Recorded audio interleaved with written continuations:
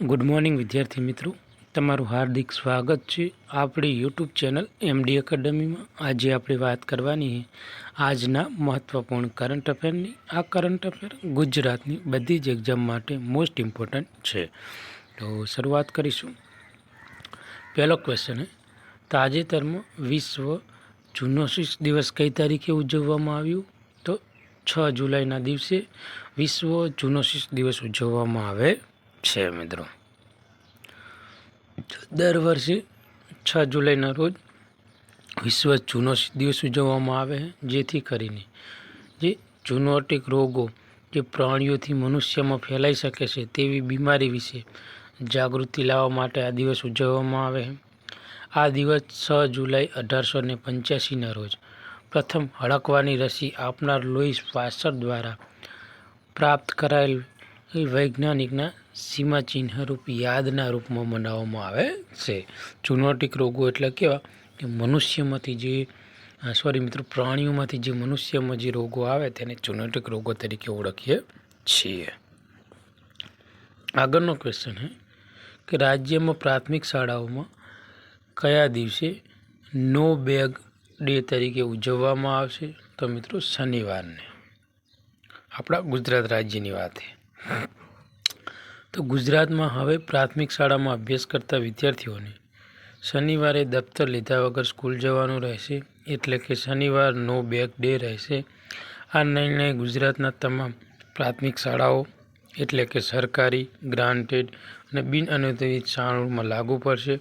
ધોરણ 1 થી 8ના વિદ્યાર્થીઓ આનો લાભ મળશે અને Bhaskar new education policy 2020 NCF CE 2023 મુજબ ગ્રાન્ટેડ અને નોન ગ્રાન્ટેડ વિદ્યાર્થીઓને ધોરણ 1 થી 8ના બાળકોને મનોશારીરિક વિકાસ, રમતગમત, શારીરિક કસરત, યોગ, સૂર્ય નમસ્કાર, ચિત્ર, બાલસભા, સંગીત સભા વગેરે જેવો મિત્રો બાબતોનો સમાવેશ કરવામાં આવશે। તેમજ બેગલેસ ડે અને આનંદદાયી શનિવારની પ્રવૃત્તિને દર વર્ષે કરવામાં આવશે। મિત્રો જેટલા પણ વિદ્યાર્થીઓ મિત્રો આપણી યુટ્યુબ ચેનલમાં નવા હોય તો આપણી ચેનલને સબસ્ક્રાઈબ કરી લો, જેથી કરીને તમને બધા વિડીયોની નોટિફિકેશન મળી રહે। આગળનો ક્વેશ્ચન છે કે ઓડિશાના મ્યુનિસિપલ કોર્પોરેશનને અપગ્રેડ થયા પછી પુરીનું સ્થાન શું છે? તો છઠ્ઠું છે। તો 5 જુલાઈ 2025ના રોજ મુખ્યમંત્રી મોહન ચરણ માંઝીએ જાહેરાત કરી કે પુરીમાં મ્યુનિસિપલ કોર્પોરેશન અપગ્રેડ કરવામાં આવશે, જે ઓડિશા રાજ્યમાં આવેલી સરકારી સંસ્થા બનશે। આ પગલાંનો હેતુ શું છે? તો કે ઐતિહાસિક શહેરમાં નાગરિક માળખાગત સુવિધાને મજબૂત બનાવવાનું રહેશે, જ્યાં આખા વર્ષ દરમિયાન પ્રવાસીઓ અને યાત્રાળુઓનો ભારો ધસારો રહેશે। પુરી હવે ભુવનેશ્વર, કટક, સંબલપુર, બહેરામપુર અને રાઉરકેલા સાથે મ્યુનિસિપલ કોર્પોરેશનમાં જોડાશે। તાજેતરમાં કરાયેલ પુલ અને ટનલ જેવા ચોક્કસ રાષ્ટ્રીય ધોરીમાર્ગના માળખાઓ પર ટોલ ચાર્જ કેટલા ટકાનો ઘટાડો કરવામાં આવ્યો છે? તો 50%। વિદેશી શિપયાર્ડ કાર્યરત થયેલું ભારતીય નૌકાદળનું છેલ્લું યુદ્ધ જહાજ જે સંપૂર્ણ સ્વદેશીકરણ તરફ પગલાંના ચિહ્નરૂપ કરે છે? તો INS તલામ।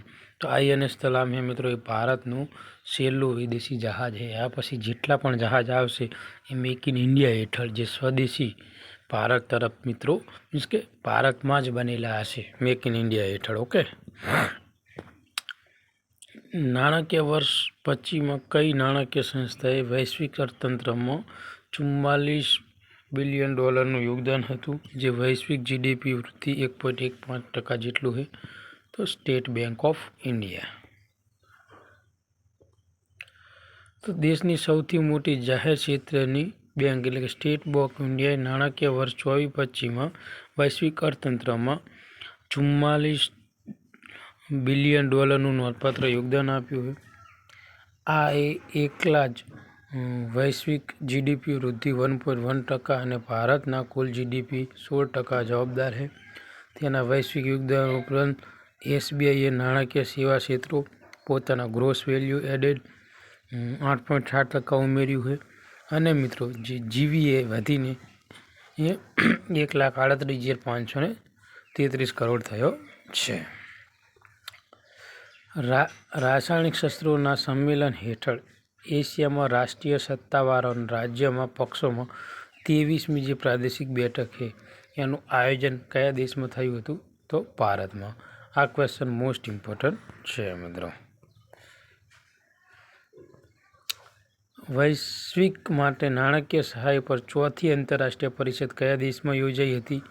જ્યાં ભારતના જે નાણામંત્રી છે તેને ક્રેડિટ રેટિંગ સિસ્ટમ અને MDBSમાં સુધારો કરવાની હાકલ કરી છે? તો સ્પેનમાં મિત્રો.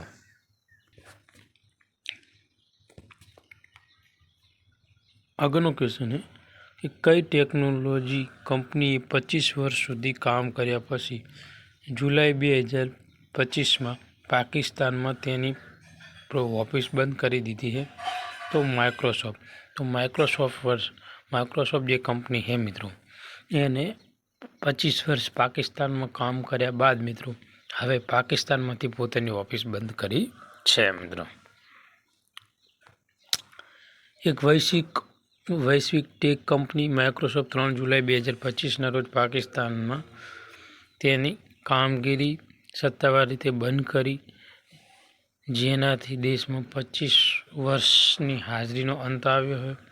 આ બંધ ક્લાઉડ સેવા પર વધુ પડતું ધ્યાન કેન્દ્રિત કરવા અને વિશ્વભરમાં આશરે 9100 જે નોકરીઓનો કાપ મૂકવા સહિત કામગીરી સુનિશ્ચિત કરવાની વ્યાપક વૈશ્વિક વ્યૂહાત્મક એક ભાગ છે. ભારતમાં ગિફ્ટ સિટીમાં યુનિટ સ્થાપવા માટે મંજૂરી મેળવનાર યુએઈની સ્થિત કઈ બેંક પ્રથમ બની છે? તો મશરક એ મિત્રો યુએઈની પ્રથમ એવી બેંક છે જે આપણા ગિફ્ટ સિટી ગાંધીનગર ખાતે મિત્રો તેની કહેવાય ને કે પ્રથમ શાખા સ્થાપવામાં આવેલી છે. તો સંયુક્ત રાષ્ટ્ર આરબ અમીરાતની અગ્રણી કંપની એક મશરેક ગુજરાત ભારતમાં જે ગિફ્ટ સિટી છે ત્યાં બેન્કિંગ યુનિટ સ્થાપિત કરવા માટે international finance service centre authority તરફથી એક સૈદ્ધાંતિક મંજૂરી મેળવનાર પ્રથમ બેંક બની ગઈ છે. આ બેંક એ યુએઈની છે. નામ શું છે? મશરેક. અને આ વ્યૂહાત્મક પગલાંના ઉદ્દેશમાં આંતરરાષ્ટ્રીય અને ક્રોસ બોર્ડર બેન્કિંગને ટેકો આપવાનો છે, જેમાં વિદેશી ચલણ, લોન, વેપાર, ફાઇનાન્સ અને જોખમ વ્યવસ્થાપનનો સમાવેશ કરવામાં આવે છે મિત્રો. તો આજનું જે મહત્ત્વપૂર્ણ કરંટ અફેર હોય એ તમને ગમ્યું હોય તો આપણી ચેનલને સબસ્ક્રાઈબ કરજો, આ વિડીયોને લાઈક કરજો અને તમારા બીજા મિત્રોને મોકલી આપજો. Thank you. ધન્યવાદ.